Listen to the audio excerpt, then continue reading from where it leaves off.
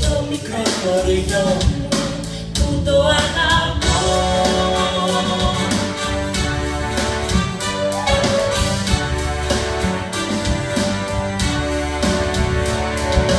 Τα μικρά του σπίτια είναι ζωγραφιά, με τα περιβόλια, με τα γιασεμιά.